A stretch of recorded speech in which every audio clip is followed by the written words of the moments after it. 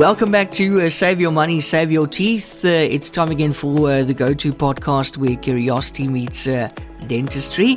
And I'm Ian, and as always joined by Dr. Clifford Yudelman from OptiSmile. And last time we busted some fluoride toothpaste myths, and today we're polishing off that topic with one of the most Googled questions in oral care.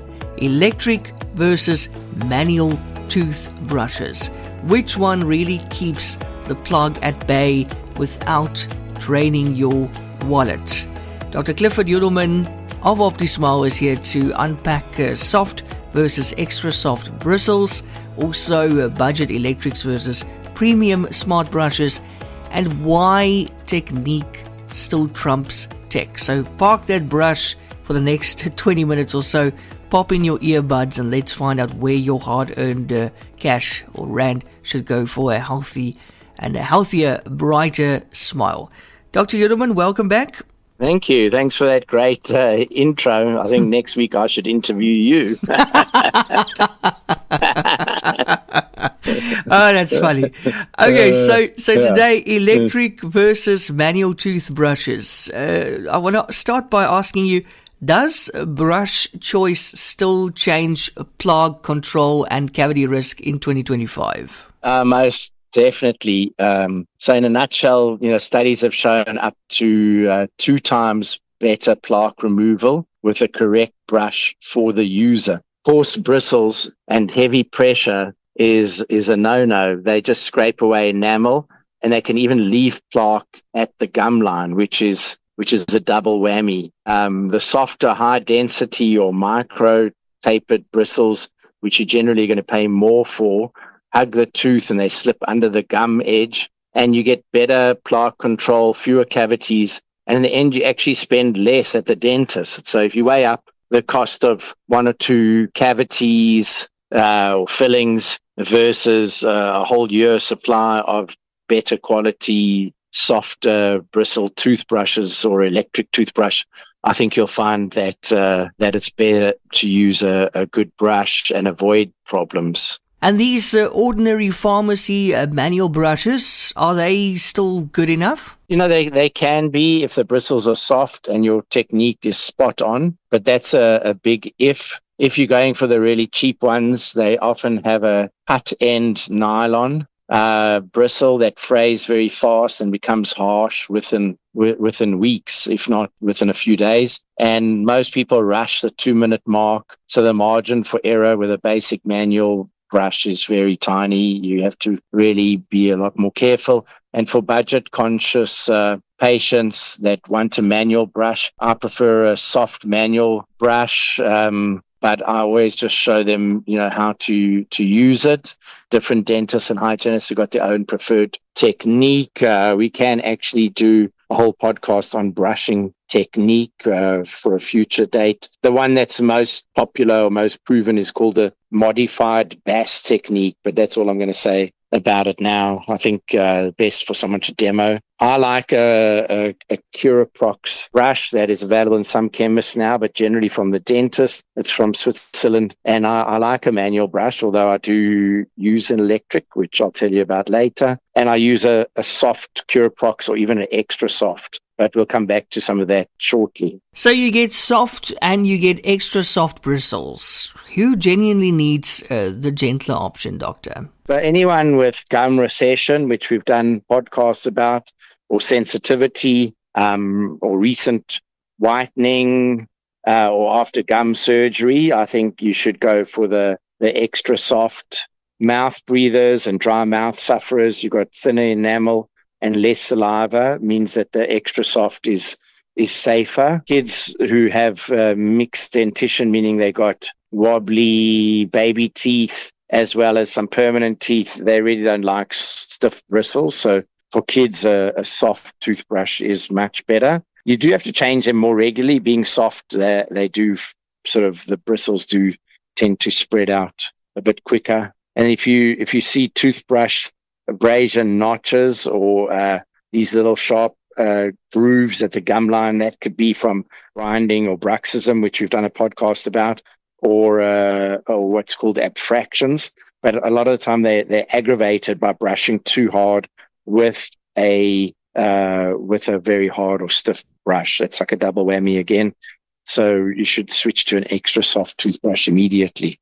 And how exactly do electric brushes outperform the manual ones in terms of plaque removal? So they go about 30,000 to 60,000 strokes a minute, which is obviously impossible by hand, even for a dental hygienist. They're very high frequency. One of the best things about them, they've got a built-in timer, which force you to brush for 2 minutes, and many of them will pause every 30 seconds to tell you it's time to go to the next quarter. So it's broken up into 30 seconds. You brush the upper right, inside and outside, for 30 seconds, then the upper left, then the lower, then the other side. And before you know it, it's 2 minutes. So that's a good thing. And then pressure sensors. There's some amazing new brushes that as soon as you push too hard, they either beep or they buzz. They sort of change frequency. The one that I have, that I share with my wife, has a red light at the bottom. And if you're brushing and you're looking in the mirror, you can actually feel when you're pushing too hard, because it does a little dance and a red light flashes, and you learn very quickly. It's like power steering for your gums, basically. Or like those new guiding, the newer cars, when you're getting too close to the yellow line, it sort of pulls you onto the road again. I don't know. I don't quite enjoy that, but it can keep you awake when you're driving. Yeah. And then there's consistency, so you don't have good days and bad days. Everyone brushes a lot better when they know they've got a hygienist or a dentist appointment coming up, and they come in and their gums are all red because the last week or two they've been giving it a good go, and they keep it up. They're motivated for the next few weeks, but then after 3-4 months they forget, and then it's time to go to the dentist again. Then they start brushing. So the electric, and we'll go into more detail about some of the fancy ones. I think they're definitely worthwhile. Now, Dr. Yudelman, you get these budget electrics nowadays for under 500 Rand. What would you say? Is it a smart buy or more of a false economy? I think it's a good step up from manual in some cases. If you don't have the money, they still automate the motion and the timing. They lack pressure sensors, and they just vibrate. They don't actually oscillate. The plaque scores can be better than a manual brush, but not that great. They often have cheap heads. Sometimes they aren't interchangeable, so you've got to toss the whole handle every couple of months. It's not ecologically friendly, and it's not pocket friendly long term. They're more like a gateway to try something before you upgrade. But I would say you should buy the best and most expensive brush that you can afford, but I wouldn't go completely overboard. And I'm sure we'll have a question later where I'll tell you what overboard really is. So let's keep going. Yeah. And then rotary or oscillating versus sonic heads, which one would show the best clinical results? Rotary oscillating, that means it goes backwards and forwards in little tiny arcs at about 8,000 RPMs. That would be like the only one that I really know, other than maybe some cheap knockoffs, is the original Oral-B. It's got a small little round head that goes backwards and forwards. The sonic vibrates side to side at up to 62,000 strokes a minute. And in some cases now they go all the way up to about 85,000.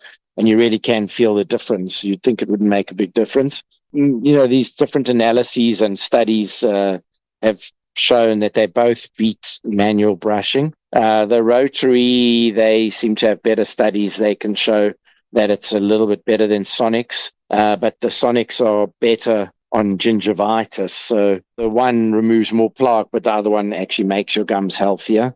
The sonic makes your gums healthier, they think, because it creates little micro bubbles that reach a millimeter beyond the bristle. That works well for getting like between your teeth, better than a rotary. And I tell patients to choose the one that they feel they like. Some people don't like the vibration of the sonic. They find that it actually tickles. Other people love their Oral-Bs and they've been using them for years and years, and they say, should I switch to a sonic? And I tell them to stick with the one that they like because it's working well. Sometimes I get patients on an electric toothbrush and I switch them to manual, and vice versa. Change is as good as a holiday. A lot of the time people use electric toothbrush for too long because the heads are so expensive. And then they got this great toothbrush, but the head, they haven't changed it in a year. And the head is like completely decimated, and it still feels like it's doing a good job, but you still need the bristles to be in good shape. Yeah. Okay, and then hard bristles and enamel wear, how much damage are we really seeing here? Yeah, look, we see these, they're called non-carious cervical lesions, which is a fancy word for saying those little grooves at the gum line, which, like I mentioned, can be caused by acid erosion or by biting and grinding your teeth too hard, which causes an abfraction or a groove. And in many cases, both of those types of non-carious or non-decay lesions are made worse by brushing with with a hard toothbrush and a whitening toothpaste. The hard bristles will flatten and splay, and then they turn into like plastic, similar to like a plastic razor blade, and they cut along the gum line, and they cause these grooves in the teeth. And like I mentioned, if you use that with a heavy grip and a whitening toothpaste that's very abrasive, then you can kiss your enamel goodbye. The rule of thumb is if the bristle bends under your fingernail without springing back sharply, then it's soft enough. So yeah, if you put that toothbrush, under your fingernail and it's like stabbing, it's hurting, then it's too hard for your mouth. It should feel gentle on your fingertip. Okay, and then you mentioned pressure sensors earlier, and then you also get these apps and the timers. Are these all gimmicks, or would you say they're actually true technique fixes? Yeah, I think the pressure lights are fantastic, especially people that just can't learn how to brush more gently, and it's a real gum saver. I'm one of those. When I first started using this newfangled electric toothbrush that my wife got, I got a fright how often their red light was coming on and the thing was doing a little dance to tell me. In fact, this one actually has a voice, and it says brushing too fast or brushing too hard with a little Chinese accent. Oh no, are you serious? It's very funny, yeah. Is it that one that... And it wishes you happy Valentine. No. It's got like AI, yeah. The timers will boost compliance with a 2-minute rule from less than 40%. Most people without a timer will brush less than 2 minutes in most cases, whereas with electric, people tend to brush 2 minutes, like over 90% of the time. The smartphone apps, with the very new ones, are really good for teenagers and for techies. It'll actually show you that you skip the upper right or the inside lower left. It's got gyroscopes and sensors built in, and it talks to an app on your phone with Bluetooth. There's even a little screen on the phone, on the actual toothbrush if you don't have your phone handy, and it will give you it shows you in white or red where you missed. And then, after 2 weeks, most patients get used to the habit and the tech teaches you, but then it fades into the background. Like, I don't really look at the screen so much anymore, use the app. Yeah, I think it's amazing. Okay, and Dr. Yudelman, just moving on to the next question. These AI smart toothbrushes that give you real-time feedback, are they just a fad or the future? I think it really is the future. I think the tech on these will get cheaper, and most of these, they've put a lot of effort into. You got different types of brush heads, and you can get soft and extra soft, and the quality of the brush head is amazing. 20 to 30% uplift in what's called a plaque score versus just a basic toothbrush after 3 months. They are expensive, but the prices are falling, just like with the first generation smartphones. They're really good for orthodontic patients, and in people who are getting a lot of cavities where plaque is really a problem. Like I mentioned before, if you can reduce just or avoid just 1 or 2 cavities, the brush will pay for itself. And then finally, Dr. Yudelman, can you help our listeners match budget, sensitivity, and habits to the right brush? Yeah, that's a great way to end this off. So, if your budget is around 100 Rand or less, a soft manual toothbrush, would be great. Using a 2-minute timer on your phone, and we would show you how to use a soft manual or extra soft manual toothbrush. I still think that they work really well. Like I said, I use it myself a lot if I'm not borrowing my wife's fancy toothbrush, and we don't share a head. I stick my own head on there. Also, if your budget is around 100 Rand to 500 Rand, entry level electric, but you got to replace the heads like every 3 months. They can get actually very expensive. I found that this fancy electric toothbrush that we now sell at our practice is worth every cent. The head, we ended up changing our heads recently. I think we used the first head for well over 6 months, and it still looked and felt brand new, but we thought time to change it. I've never had that with an electric toothbrush before. If you've got sensitive gums and recession, then definitely go for an extra soft manual or a sonic toothbrush on the lowest power setting. And I always get patients to check if they've got an electric or a sonic brush. Use it with the power turned off and feel what the bristles feel like. They should feel really soft on a sonic because, the sonic's going at 65,000 or 85,000 times a minute. And if you use hard bristles on a sonic, or you use a cheap, vibrating brush, you could cause a lot more damage. And if you're really into your tech, or you've got braces or having Invisalign, then a premium rotary brush like a fancy Oral-B with a pressure sensor, or one AI sonic brushes with app feedback, you can't go wrong with something like that. And that's our deep dive on toothbrush tech and technique for this week. And also remember, if you want tailored advice, you can book a 90-minute digital consultation or grab a free 30-minute video chat with Dr. Yudelman. Yes, the man himself. And you can find the links in the podcast show notes. Dr. Yudelman, thank you so much once again. Thank you, and thanks for having me on again, and looking forward to another exciting podcast next week.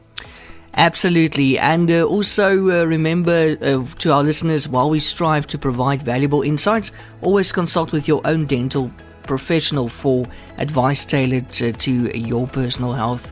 Don't forget to subscribe for more enlightening discussions, and join us again next week as we continue to explore the fascinating intersection of dental health and financial savvy. Until then, keep smiling and taking great care of your teeth.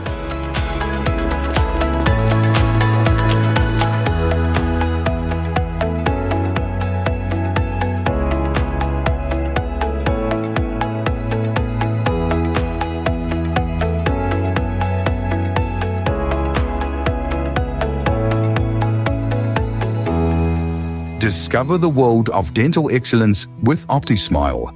Join us for a weekly podcast featuring Dr. Clifford Yudelman, a seasoned expert with 40 years of dental experience across 4 continents.